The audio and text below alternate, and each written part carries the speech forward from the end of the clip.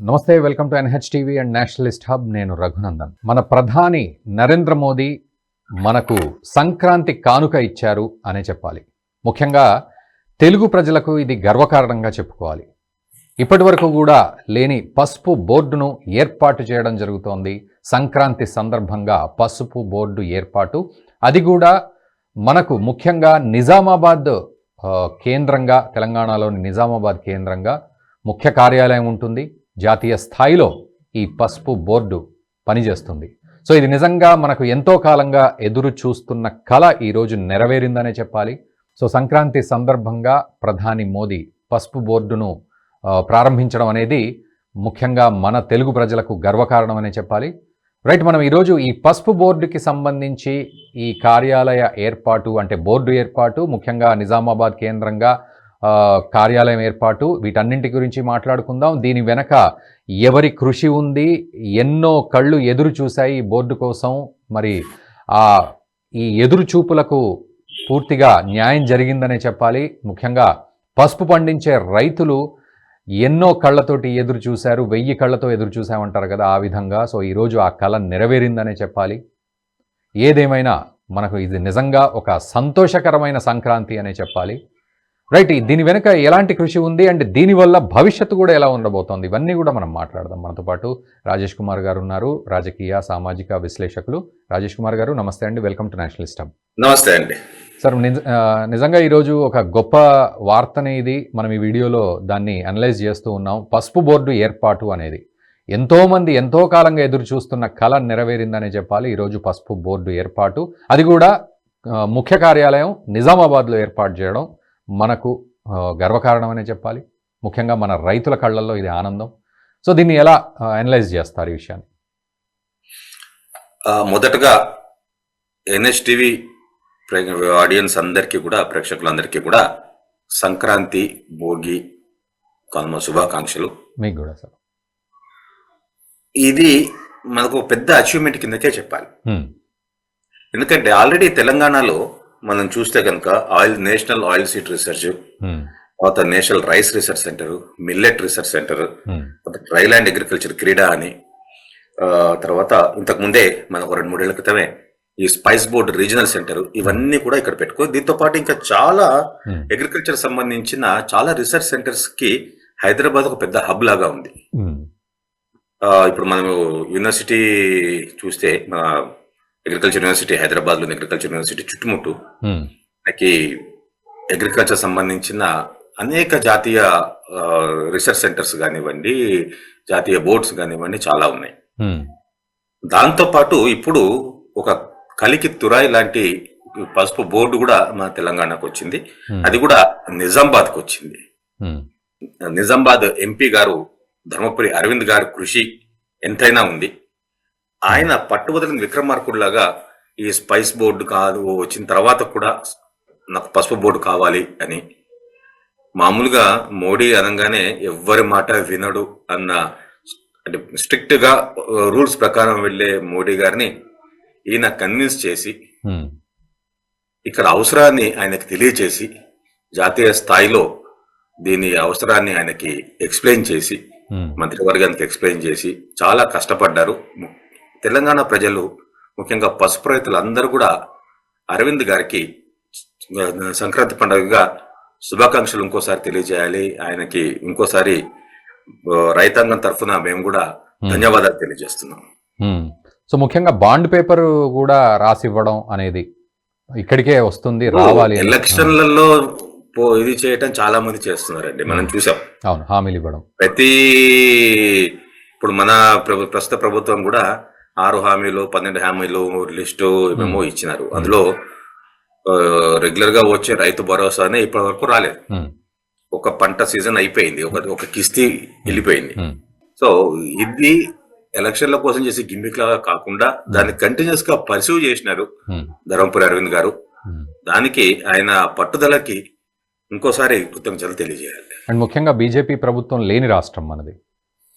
BJP ప్రభుత్వం లేదు, ఇక్కడి నుంచి పెద్ద సపోర్ట్ కూడా లేదు. 4 ఎంపీలు ఉన్నారు, కానీ అంతా ఇది కూడా కాదు.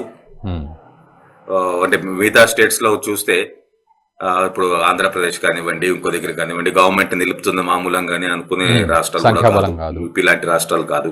ఉమ్, కేవలం 4 ఎంపీలు 8 మంది దీంతో అవును. ఉన్నప్పటికీ కూడా తెలంగాణ మీద బీజేపీ ప్రభుత్వం చిత్తశుద్ధి ఉమ్, ఇక్కడ తెలుస్తుంది. ఉమ్, ఇక్కడ స్పైస్ రీసెర్చ్ ఇవ్వటం కూడా, స్పైస్ బోర్డు రీజనల్ సెంటర్ పెట్టడం కూడా ఉమ్, ఇక్కడ చాలా అవసరమే. ఎందుకంటే మన తెలంగాణలో రెండో అతిపెద్ద పంట మిర్చి. ఉమ్, పసుపు, మిర్చి ఇవన్నీ కూడా వాణిజ్య పంటలుగా బాగా ఉన్న ప్లేస్లు ఉమ్, మన తెలంగాణ. సో ఇప్పుడు మనకి డబుల్ బొనాన్జా వచ్చింది. ఉమ్, అటు స్పైస్ బోర్డు రీజనల్ సెంటర్ వచ్చింది, ఇటు పసుపు బోర్డు ఇక్కడ వచ్చింది. అది కూడా నేషనల్ లెవెల్ పసుపు బోర్డు, జాతీయ స్థాయిలో ఉమ్, ఒక బోర్డు మన నిజామాబాద్ కేంద్రంగా రావటం. ఉమ్, మామూలుగా ఇలాంటి జాతీయ బోర్డ్స్ కానీ, జాతీయ సంస్థలు కానీ ఇవన్నీ కూడా ఈ రాజధానుల్లోనో ఎక్కడనో సాచురేటెడ్ ప్లేసెస్ లోనే ఉంటాయి. ఉమ్, అలాంటిది ఇప్పుడు రీజనల్ గా ఒక జిల్లా హెడ్ క్వార్టర్ గా దీన్ని ఉంచటం, ఉమ్. అది ఒక వికేంద్రీకరణకు ఒక సూచిగా కూడా మనం అబ్జర్వ్ చేయొచ్చు దీన్ని. ఓకే, ముఖ్యంగా ఇక్కడనే అంటే నిజామాబాద్లోనే ముఖ్య కార్యాలయం ఉండడం అనేది కూడా ఎలా అర్థం చేసుకోవాలి మనం? ఇక్కడి నుంచే మనకు స్టార్ట్ అవుతుంది ట్రాన్సాక్షన్, ఎవ్రీ ట్రాన్సాక్షన్ కూడా, అటు రైతు కావచ్చు, లేకపోతే బిజినెస్ కావచ్చు, ట్రేడ్ అంతా కూడా. సో ఇది ఈ సెంటర్డ్ ఎలా అర్థం చేసుకోవాలి మనం? అంటే ఇప్పుడు మీరు నిజామాబాద్ ప్రొడక్షన్ వైపు చూస్తే కనుక, ప్రొడక్షన్ వైజ్ కానీ, మార్కెట్ సైజ్ కానీ, నిజామాబాద్ పసుపు మార్కెట్ చాలా పెద్దది. ఉమ్, దీనికి ఈ పసుపు బోర్డు ఇక్కడ ఉండటం మూలంగా ఇక్కడ రైతులకు సరైన గైడెన్స్ రావటము, తర్వాత మార్కెటింగ్ లో కానివ్వండి, ప్రోడక్ట్ రేపు పొద్దున ప్రాసెసింగ్ చేయటంలో కానివ్వండి, ఇటువంటి వాటిల్లో సరైన గైడెన్స్ ఆ బోర్డు ఇవ్వటము, ఉమ్, తద్వారా అతిమత పరిశ్రమలు కూడా ఇక్కడ పెరగడానికి అవకాశం ఉంది, ఉమ్, ఉపాధి అవకాశాలు పెరగడానికి అవకాశం ఉంది. ఇదేదో మళ్ళీ హైదరాబాద్ లోనో ఇంకెక్కడనో పెడితే వాళ్ళు ఇక్కడ వరకు రావాలి, రాకుండా అక్కడే ఎక్కడైతే పంట పండుతుందో అక్కడనే రీసెర్చ్ అండ్ ఇది బోర్డు పెట్టడము, అక్కడే ఉండి రైతులకి కావాల్సిన సలహాలు సంప్రదింపులు ఇవ్వటము, వాళ్ళని గైడ్ చేయటము, ఈల్డ్ ఇంక్రీజ్ కి, పెరుగుదలకి, ఉత్పాదకత పెరగడానికి, తర్వాత after market, after sales, after production sale కోసము, మార్కెటింగ్ కోసము, తర్వాత వాల్యూ ఎడిషన్ కోసము, ఇవన్నీ కూడా ఈ స్పైస్ రీసెర్చ్ రీజనల్ సెంటర్ కానివ్వండి, ఈ పసుపు బోర్డు కానివ్వండి, ఇవి రెండు కూడా అనుసంధానంగా పనిచేసి ఇంకా ఎక్కువ రైతులకి ఇంకా ఎక్కువ ఆదాయం పెంచడానికి, ఎక్కువ ఉపాధి అవకాశాలు కల్పించడానికి మనకు అవకాశం ఉన్నది. అండ్ ముఖ్యంగా రాజేష్ కుమార్ గారు, ఇక్కడ మహారాష్ట్ర కూడా పోటీగా ఉండింది. నిజానికి మహారాష్ట్రకు వెళ్ళిపోతుందేమో, ఎందుకంటే పొలిటికల్గా కూడా అక్కడ చాలా పెద్ద సెంటర్ అది, ఈ రకంగా చూసుకున్నారు. అండ్ అక్కడ పొలిటికల్ ఇన్ఫ్లుయెన్స్ ఎక్కువగా ఉంటుందని. బట్ ఇక్కడ మీరు అన్నట్లుగా ధర్మపురి అరవింద్ గారు కానీ ఓవరాల్గా సో ఎట్లా దీన్ని స్ట్రగుల్ చేసి ఇక్కడికి తీసుకురావడం జరిగింది. వారు మొదటి నుంచి కూడా అంటున్నారు, నేను బాండ్ రాసిస్తా, లేకపోతే రాజకీయాల్లోంచి వెళ్ళిపోతా, ఇవన్నీ కూడా రైతులకు డైరెక్ట్ హామీ ఇచ్చిన సందర్భం. అండ్ ఈరోజు ప్రధాని మోదీ కూడా సంక్రాంతి కానుకగా ఇచ్చిన సందర్భం. సో ఇది ఈ టగ్ ఆఫ్ వార్ని ఎలా అర్థం చేసుకోవాలి మనం మహారాష్ట్రతో? ఇటువంటి నేషనల్ బోర్డ్స్ కానివ్వండి, నేషనల్ రీసెర్చ్ సెంటర్స్ కానివ్వండి, ప్రతి దగ్గరికి రావాలి అని ప్రతి స్టేట్ పోటీ పడుతుంటుంది. ఇప్పుడు రీజనల్ స్పైస్ సెంటర్ ఏదైతే ఉందో అది మనకి కేరళ, తర్వాత బెంగళూరు, ఇవి రెండు పోటీ పడుతూ ఉంటాయి. ఎందుకంటే అక్కడ స్పైసెస్ ఉత్పాదకత ఎక్కువ ఉంది కాబట్టి. అలానే ఇప్పుడు నిజామాబాద్ మహారాష్ట్ర మాకి దగ్గరగా ఉంది, ప్రాక్సిమిటీ కూడా ఎక్కువ దూరం కాదు, అది ఒక అడ్వాంటేజ్ అయింది నిజామాబాద్ కి. తర్వాత కంటిన్యూస్ ఎఫర్ట్స్, కంటిన్యూస్ పర్సివరెన్స్, దాన్ని వదలకుండా వెంటబడ్డందుకు అరవింద్ గారికి నిజంగా మెచ్చుకోవాలి, ఆయనకు ధన్యవాదాలు తెలియజేసుకోవాలి. దాన్ని ఏదో ఒక ఎన్నికల హామీలాగానో ఏదో బాండ్ చేసావు మనం గెలిచిపోయామని అనుకునే మామూలు రాజకీయ నాయకుల్లాగా కాకుండా దాని గురించి వెంటబడి దాన్ని వదలకుండా కంటిన్యూగా దాన్ని సాధించేంత వరకు కష్టపడ్డందుకు నిజంగా హ్యాట్స్ ఆఫ్. సో ఓవరాల్గా సార్ రాజేష్ కుమార్ గారు, ఫైనల్గా సో ఈ పసుపు బోర్డు తెలంగాణకు రావడం, ప్రధాని మోదీ సంక్రాంతి కానుకగా మనకి ఇవ్వడం, ఇక్కడ కేంద్ర కార్యాలయం ఉండడం నిజామాబాద్లో, మీరు అన్నట్లుగా ధర్మపురి అరవింద్ కృషి, ఇవన్నీ ఒక ఎత్తు అయితే, రేపు రాబోయే రోజుల్లో రైతులకు, మన రాష్ట్రానికి ఈ ట్రేడ్ విషయంలో కానీ, పంట విషయంలో కానీ మనం ఎలాంటి అద్భుతాలు సృష్టించబోతాం ఇక ముందు కూడా? ఎందుకంటే మీరు అన్నట్లుగా పసుపు మనకు చాలా కీలకమైంది. సో ఇది నిజంగా ఒక అచీవ్మెంటు. సో దీన్ని మనం ఆసరాగా చేసుకొని ఎలా భవిష్యత్తుకు బంగారు బాటలు వేసుకుంటాం అనే దాంట్లో మీరేమంటారు కంక్లూజన్? అంటే ఇప్పుడు పసుపు అనగానే రోజు మనం ఇళ్లలో వాడుకునేంత మాత్రమే ఉపయోగం కాదండి అది. అవునవును. దాని ఉపయోగము వైడ్ రేంజ్ ఆఫ్ యూజెస్ ఉన్నాయి దాన్ని. నిజంగా ఇప్పటి వరకు స్పైస్ బోర్డ్ లో కలిపారు మెడిసినల్ కాంటెక్స్ట్ లో అది దాని ఎక్స్ట్రాక్ట్స్ కుర్కుమిన్ కానివ్వండి, దాని ఎక్స్ట్రాక్ట్స్ అట్లా పసుపులో కుర్కుమిన్ కంటెంట్ పెరగడానికి కావాల్సిన రీసెర్చ్ జరగాలి.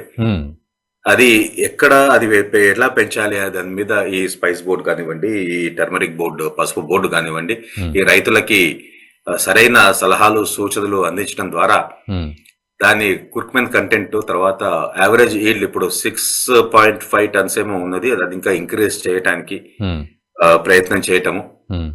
ఇవన్నీ కూడా చేసినప్పుడు అంటే మనకి కొన్ని విషయాలు స్పెషల్ అగ్రికల్చర్ లో ఇమ్మీడియట్ రిజల్ట్స్ రావు. దానికి కొంచెం టైం పడుతుంది. ఎందుకంటే వాళ్ళు చేసిన రీసెర్చ్ కానీ అది రీసెర్చ్ చేయాలి, అది టెస్ట్ చేయాలి, దానికి అప్రూవల్స్ రావాలి, తర్వాత రైతుల దగ్గర రావాలి. కాబట్టి కొద్దిగా టైం పడుతుంది. మ్యాజిక్ పాట్ లోగా టక్ మనీ రిజల్ట్ రావు. మ్యానుఫ్యాక్చరింగ్ యూనిట్ లో ఒక వస్తువు తయారు చేసినట్టు కాదు. అయినప్పటికీ కూడా ఎక్కడెక్కడ రీసెర్చ్ జరుగుతున్నదో వాటన్నిటినీ ఇక్కడ కేంద్రీకరించి ఇక్కడున్న రైతులకి వాటి ఎక్స్పోజర్ ఇచ్చి త్వరగా రిజల్ట్ వచ్చేటట్టు చేయడానికి ఈ పసుపు బోర్డు చాలా ఉపయోగపడుతుంది. ఓకే, తద్వారా దీనికన్నా ఎక్కువ మొత్తం అమ్ముకోవటం కన్నా అనుబంధ పరిశ్రమలు, ప్రాసెసింగ్ యూనిట్స్ మనకి నిజామాబాద్ చుట్టుపక్కల రావడానికి కూడా ఈ పసుపు బోర్డు ప్రయత్నం చేస్తే అక్కడ ఉన్న యువ పారిశ్రామికవేత్తలకు, అగ్రికల్చర్ చదువుకున్న వాళ్ళు, లేదా వేరే మార్కెటింగ్ లో అని ఇంకో దగ్గర ఉన్న వాళ్ళు, మ్యానుఫ్యాక్చరింగ్ యూనిట్స్, కుర్కుమిన్ ఎక్స్ట్రాక్షన్స్, తర్వాత అడిషనల్ బై ప్రొడక్ట్స్ తయారు చేయడానికి, దీని మీద ఎక్కువ అనుబంధ పరిశ్రమలు రావడానికి కూడా అవకాశం ఉంది. ఆ దిశలో కూడా ఈ పసుపు బోర్డు మార్కెటింగ్ తర్వాత రీసెర్చ్ పనిచేస్తుంది అని అనుకుంటున్నాం.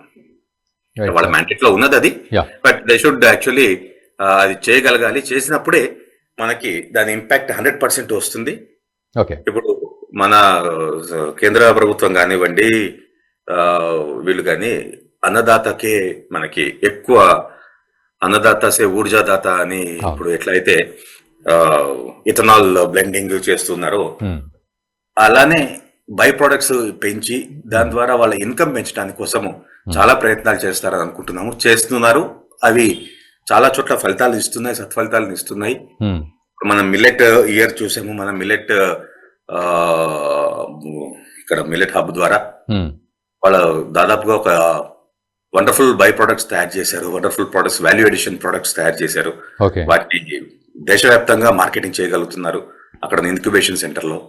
సో ఈ పసుపు బోర్డులో తరఫున కూడా ఇటువంటి ఇంక్యుబేషన్ సెంటర్ రావచ్చేమో, వచ్చి ఇంకా ఎక్కువ రీసెర్చ్ చేసి ఈ బై ప్రొడక్ట్స్ వాల్యూ ఎడిషన్ ఎక్కువ జరిగితే పసుపు ధర పెరుగుతుంది, రైతులకు ఎక్కువ ఆదాయం పెరుగుతుంది, తర్వాత ఎక్కువ మందికి ఉపాధి దొరుకుతుంది. Thank you very much sir, Rajesh Kumar గారు. థ్యాంక్ యూ వెరీ మచ్ ఈ విషయంపై మా వ్యూవర్స్ అందరికీ కూడా అవగాహన కల్పించినందుకు. సో అది పరిస్థితి మొత్తానికి. మరోసారి సంక్రాంతి శుభాకాంక్షలు, స్పెషల్లీ ధర్మపురి అరవింద్ గారికి. సో నిజంగానే ఇదంతా సంక్రాంతి సంబరం అనే చెప్పాలి తెలంగాణకు, ముఖ్యంగా అంటే తెలంగాణ ఆంధ్ర ప్రజలకు కూడా. ఎందుకంటే తెలంగాణ నిజామాబాద్ కేంద్రంగా కేంద్ర కార్యాలయం ఏర్పాటవబోతోంది. పసుపు బోర్డు ఏర్పాటయ్యింది. ఇది సంక్రాంతి కానుక ప్రధాని మోదీ మన దేశానికి ఇచ్చారు, తెలంగాణ ప్రజలకు ఇచ్చారు, ముఖ్యంగా మన నిజామాబాద్ వాసులకు. దీనివల్ల మన పసుపు పంట స్పైసెస్ అని కాకుండా, స్పైసెస్లో ఇది కలవకుండా ప్రత్యేకంగా పసుపు బోర్డుగా ఇది ఉండబోతోంది.